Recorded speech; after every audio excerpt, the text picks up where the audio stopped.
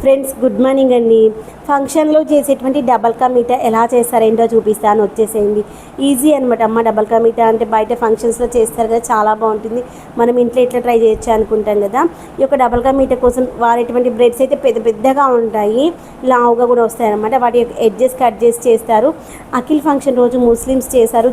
Super అంటే సూపర్గా వచ్చింది అనమాట టేస్ట్. వాటిని ఆయిల్లో ఫ్రై చేసి ముక్కలు ముక్కలు కట్ చేసి అవన్నీ పక్కన పెట్టేసుకున్నాక, ఏంటి మన ప్యాకెట్ పాలు అయితే వాడరంట.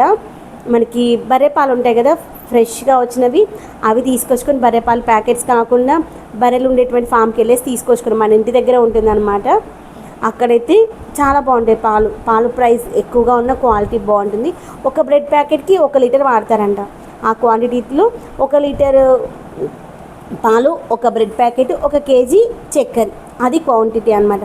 ఇక్కడ 7 బ్రెడ్ ప్యాకెట్స్ తీసుకున్నారు, 7 లీటర్స్ పాలు, 7 కేజెస్ షుగరు, ఇది క్వాంటిటీ.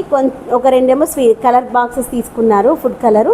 తర్వాత వచ్చేసి డ్రై ఫ్రూట్స్ మొత్తం అన్ని రకాల డ్రై ఫ్రూట్స్ కలిపేసి ఒక 1/2 కేజీ తీసుకున్నారు. వీటన్నింటినీ కూడా నెయ్యిలో రోస్ట్ చేసేసి ఏమన్నారు, అన్నింటినీ కూడా రోస్ట్ చేసి ఇచ్చారనమాట.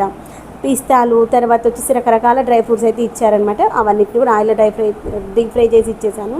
తర్వాత అక్కడ పాలు వేసేసి, పాలు మంచిగా మరిగిన తర్వాత దాంట్లో ఫుడ్ కలర్ వేసి, తర్వాత చక్కెర కూడా వేశారు కదా.